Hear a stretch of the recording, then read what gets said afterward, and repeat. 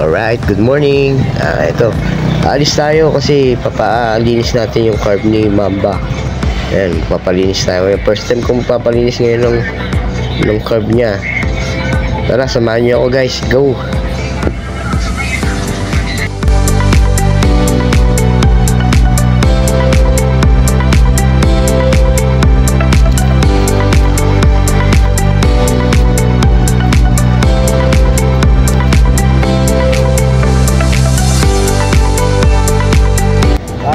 Ito na nga, nandito na nga tayo sa bahay ng kapatid ko.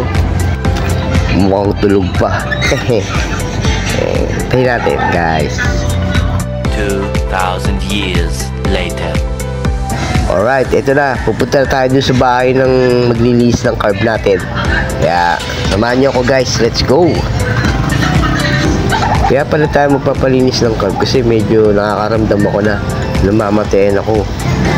Lalo na pag maandar akong namamatayan siya ng konti. Maraming beses na pero sabi nila madumi na siguro yung carb ko. Kaya ito, magpapalinis tayo. Nandito na tayo sa bahay ng kaibigan ng kapatid ko. Papaayos natin si Mamba. Eto na, shoutout pala sa iyo kaibigan. Salamat sa paglilinis mo sa carb ni Mamba. Okay? Nung binuksan nga pala yung carb ni Mamba, sobrang itim na nung yung carb niya.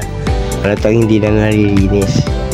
Kaya, ayun, diniskarte yan ng kaibigan namin na lilisin yung carb niya. Okay? Alright.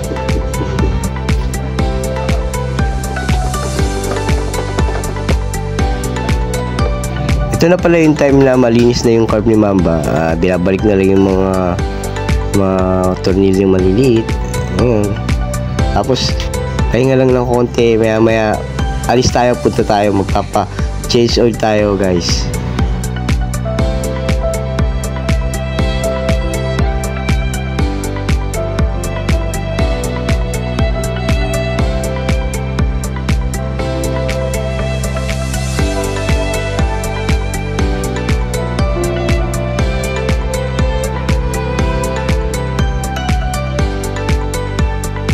Alright, nandito na tayo. Pa-change oil na tayo. Bilis, di ba?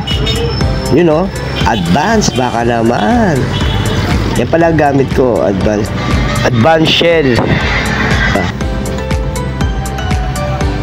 Yan, sobrang itim na nung niya, oh. Sobrang itim na nung langis niya, oh. Guys, grabe, di ba? Walatang hindi papalitan. Shoutout din pala kay kuya. Siya lagi yung taga-change oil ko.